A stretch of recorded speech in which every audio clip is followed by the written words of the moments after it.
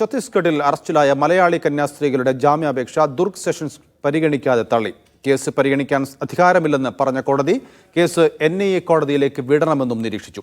Case അന്വേഷിക്കേണ്ടത് RPFും Chhattisgarh പോലീസും അല്ലെന്നും ബജ്രംഗ് ദൾ കോടതിയിൽ വാദിച്ചിരുന്നു. വിവരങ്ങൾ നൽകാൻ ധനസുമോദ് ചേരുകയാണ്. സുമോദ്, വളരെ നിർണായകമായ നീക്കങ്ങൾ ഉണ്ടായിരിക്കുകയാണ്.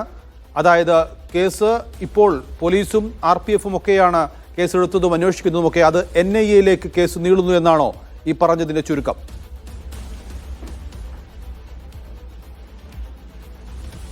ഇപ്പോൾ NIA ബിലാസ്പൂർ കോടതിയിലേക്ക് കേസ് നീളുന്നു എന്നുള്ള ഒരു സൂചന തന്നെയാണ് നമുക്കിപ്പോൾ സെഷൻസ് കോടതിയിൽ നിന്ന് കിട്ടുന്നത്. കാര്യം ആദ്യം ജാമ്യ ഹർജി സമർപ്പിച്ച കോടതിയിലും ആ കോടതിക്ക് അധികാരമില്ല എന്ന് പറഞ്ഞതുകൊണ്ട് തന്നെയാണ് ഈ ജില്ലാ കോടതിക്ക് തുല്യമായ സെഷൻസ് കോടതിയിൽ ഇന്ന് ജാമ്യാപേക്ഷ പരിഗണിച്ചിരുന്നത്.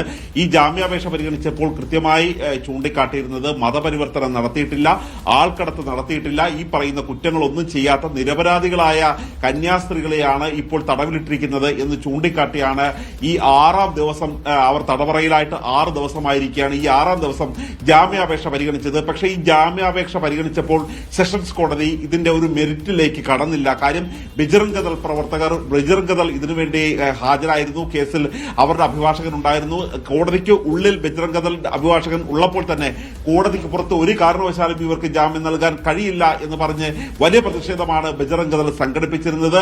ഇതോടുകൂടി ഈ കേസ് പരിഗണിക്കാതെ തന്നെ അവിടെ സെഷൻസ് കോടതി മാറ്റുകയായിരുന്നു. കാര്യം ഇതൊരു NIA അന്വേഷിക്കേണ്ട ഒരു കേസാണ് എന്നുള്ള ഒരു പ്രാഥമിക നിഗമനത്തിലാണ് സെഷൻസ് കോടതി എത്തിയിരിക്കുന്നത്. അങ്ങനെയാണെങ്കിൽ ഇതിനൊരു വലിയൊരു മാനം നൽകിയിരിക്കുകയാണ്. കാര്യം സാധാരണ കേസ് പോലെ ഇതിൽ NIA കോടതിയിൽ പോവുകയോ അല്ലെങ്കിൽ UAPA ഉൾപ്പെടെയുള്ള കേസുകൾ ചുമത്തപ്പെട്ടാൽ പിന്നീട് ഒരു ജാമ്യം ലഭിക്കുക തന്നെ ഒരു 90 ദിവസത്തേക്ക് ജാമ്യം ലഭിക്കാൻ പോലും കഴിയില്ല.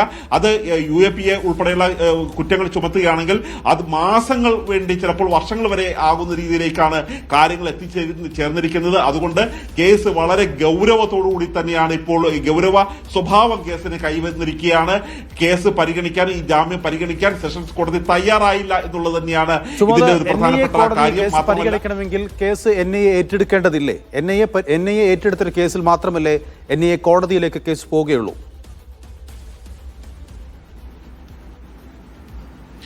NIA കേസ് ഏറ്റെടുത്താൽ മാത്രമാണ് ഇത് NIA കോടതിയിലേക്ക് പോവുക. പക്ഷേ NIA കേസ് ഏറ്റെടുക്കണമെങ്കിൽ അതിനുവേണ്ടിയുള്ള ഒരു കേന്ദ്ര ഉത്തരവ് അടക്കമുള്ള കാര്യങ്ങൾ വരേണ്ടതുണ്ട്. അതുകൊണ്ട് തന്നെയാണ് ഇത് പറയുന്നത്. ഇതൊരു പ്രാഥമിക നിരീക്ഷണം മാത്രമാണ്. ഈ ഒരു കോടതിയുടെ നിരീക്ഷണമുണ്ട് എന്ന് കരുതി NIA കോടതിയിലേക്ക് കേസ് ഏറ്റെടുക്കണമെന്നില്ല. പക്ഷേ എങ്കിൽ പോലും ഇത് NIA കേസ് ഏറ്റെടുക്കുകയാണെങ്കിൽ വലിയ ഗുരുതരമായ ഒരു പ്രത്യാഘാതത്തിലേക്കാണ് കാര്യങ്ങൾ എത്തിച്ചേർന്നിരിക്കുന്നത്. ഇപ്പോൾ ഇനി കന്യാസ്ത്രീകളുടെ അഭിഭാഷകർ ഇതുവരെ മാധ്യമങ്ങളെ കണ്ടിട്ടില്ല. അവർ കണ്ടതിന് ശേഷം മാത്രമായിരിക്കും നമുക്കൊരു അന്തിമമായ ഒരു തീരുമാനത്തിലേക്ക് എത്തിച്ചേരാൻ കഴിയുന്നത്. ഈ കേസ് സെഷൻസ് കോടതി എന്തുകൊണ്ട് എടുത്തില്ല, മാത്രമല്ല ഇനി NIA കേസ് ഉൾപ്പെടെയുള്ള കാര്യങ്ങളിലേക്ക് പോകുമ്പോൾ എങ്ങനെയാണ് ഇനി കന്യാസ്ത്രീയുടെ അഭിഭാഷകർ മുന്നോട്ട് പോകുന്നത് എന്നുള്ള ഒരു കാര്യം പ്രാഥമികമായിട്ട് പരിഗണിക്കേണ്ടതുണ്ട്. ഇപ്പോൾ മാധ്യമപ്രവർത്തകരോട് കോടതിക്ക് പുറത്ത് വന്ന് സംസാരിച്ചിരിക്കുന്നത് ബജ്രംഗ് ദൾ അഭിഭാഷകർ മാത്രമാണ്. അതുകൊണ്ട് തന്നെയാണ് നമുക്കൊരു അന്തിമമായ ഒരു തീരുമാനത്തിലേക്ക് എത്തിച്ചേരണമെങ്കിൽ ഈ കേസിന്റെ ഈ നടപടിയുടെ വിധിപ്പകർപ്പ് ലഭിക്കുകയോ അല്ലെങ്കിൽ ഇത്തരത്തിലുള്ള കന്യാസ്ത്രീകളുടെ അഭിഭാഷകരുടെ കൂടി അഭിപ്രായം അവർ പുറത്തു വന്ന് പറഞ്ഞാൽ മാത്രമായിരിക്കും ഇക്കാര്യത്തിൽ ഒരു അന്തിമമായ ഒരു തീരുമാനത്തിലേക്ക് എത്തിച്ചേരാൻ കഴിയുക. ഛത്തീസ്ഗഡിലെ കന്യാസ്ത്രീകളുടെ അറസ്റ്റിൽ BJPക്ക് മുന്നറിയിപ്പുമായി കത്തോലിക്ക സഭ. കന്യാസ്ത്രീകളുടെ അറസ്റ്റ് ഇനി ഒരു മാനദണ്ഡമായിരിക്കുമെന്നും KCBC അധ്യക്ഷൻ ബസേലിയോസ് ക്ലിമിസ് കാതോലിക്ക ബാവ പറഞ്ഞു. നീതി ലഭിക്കാതെ BJPയുമായി എന്ത് ചങ്ങാത്തമെന്നും കാതോലിക്ക ബാവ ചോദിച്ചു.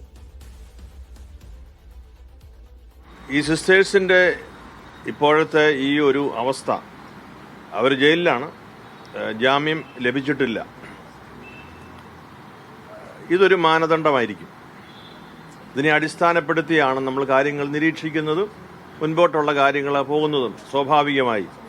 അപ്പോൾ തീർച്ചയായും ഇവർക്ക് ലഭിക്കേണ്ടുന്ന ഒരു നീതി ലഭിക്കാതെ വരുമ്പോൾ പിന്നെ എന്ത് ചങ്ങാത്തം?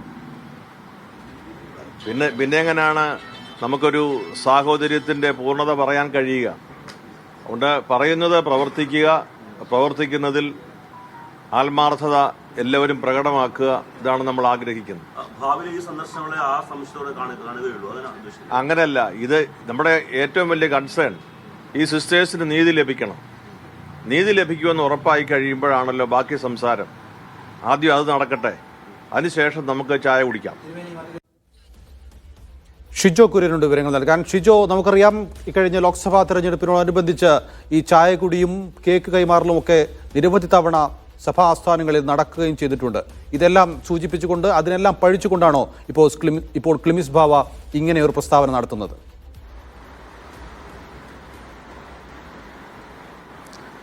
നൗഫൽ, അത് അങ്ങനെ തന്നെയാണ്. അതായത് ഇനിയൊരു ചായ കുടിയും കേക്ക് മുറിക്കലും ഒക്കെ ഇനിയുള്ള ഇക്കാര്യത്തിനകത്തുള്ള നിലപാട് എന്താണെന്ന് അറിഞ്ഞതിന് ശേഷം മാത്രം മതി എന്നുള്ള കൃത്യമായിട്ടുള്ള ഒരു നിലപാട് പറച്ചിലാണ് ബസിലിയോസ് ക്ലിമീസ് കാതോലിക്ക ബാവ നടത്തിയിട്ടുള്ളത്. അതിനകത്ത് എടുത്തു പറയേണ്ട ഏറ്റവും പ്രധാനപ്പെട്ട കാര്യം BJPക്കുള്ള കൃത്യമായിട്ടുള്ള മുന്നറിയിപ്പാണ്. കേരളത്തിൽ നിന്നുള്ള 2 മലയാളി കന്യാസ്ത്രീകളുടെ അറസ്റ്റിൽ കേന്ദ്ര BJPയും സംസ്ഥാന BJPയും എന്ത് നിലപാട് സ്വീകരിച്ചു എന്നുള്ളത് നോക്കട്ടെ. അതിനുശേഷമാകാം ഇനി മുന്നോട്ടുള്ള കാര്യങ്ങൾ തീരുമാനിക്കുന്നത്. നീതി നടപ്പാക്കാതെ എന്ത് ചങ്ങാത്തം എന്നുള്ള ഒരു കൃത്യമായിട്ടുള്ള ചോദ്യം BJP നേതൃത്വത്തോട്, സംസ്ഥാന BJP നേതൃത്വത്തോടും കേന്ദ്ര BJP നേതൃത്വത്തോടും കേരളത്തിലെ ക്രൈസ്തവ സമൂഹം കൃത്യമായിട്ട് ചോദിക്കുന്നുണ്ട്. ആ വാക്കുകളിൽ നിന്ന് കർദിനാൾ ബസിലിയോസ് ക്ലിമീസ് കാതോലിക്ക ബാവ KCBCയുടെ സംസ്ഥാന അധ്യക്ഷനാണ്, മലങ്കര കത്തോലിക്ക സഭയുടെ തലവൻ കൂടിയാണ്. അപ്പോൾ അദ്ദേഹത്തിന്റെ വാക്കുകൾ എന്ന് പറയുന്നത് BJPക്കുള്ള മുന്നറിയിപ്പാണ്. ഇനിയിപ്പോൾ ഒരു ചായ കുടിയും കേക്ക് മുറിക്കലുമൊക്കെ ഇനി ഇപ്പോൾ കന്യാസ്ത്രീകളുടെ അറസ്റ്റ് ഒരു മാനദണ്ഡമാക്കി മാത്രമായിരിക്കും. ഇതൊരു മാനദണ്ഡമാണ്. ഇനിയിപ്പോൾ ഇതിനകത്ത് നീതി നടപ്പാക്കിയതിനു ശേഷം മാത്രം മറ്റ് കാര്യങ്ങൾ തീരുമാനിക്കാം. ഇനിയുള്ള നിലപാട് സ്വീകരിക്കലും അങ്ങനെ തന്നെ ആയിരിക്കും എന്നുള്ള കാര്യം അദ്ദേഹം വളരെ അസന്നിഗ്ധമായിട്ട് പറയുന്നുണ്ട്. കഴിഞ്ഞ ലോക്സഭാ തെരഞ്ഞെടുപ്പ് മുതൽ BJP നേതൃത്വം കേരളത്തിലെ വിവിധ ക്രൈസ്തവ അരമനകൾ കേന്ദ്രീകരിച്ചും അതുപോലെ തന്നെ വൈദികരെയും മെത്രാന്മാരെയും നേരിട്ട് കണ്ടുമൊക്കെ ആശയവിനിമയം നടത്തുന്നു, ചായ കുടിക്കുന്നു, അവരെ ഷാളിട്ട് സ്വീകരിക്കുന്നു, അതൊക്കെ ചെയ്തതാണ്. അപ്പോൾ പറയുന്ന വാക്കുകളിൽ ആത്മാർത്ഥതയില്ലെങ്കിൽ പിന്നെ എന്ത് ചങ്ങാത്തം?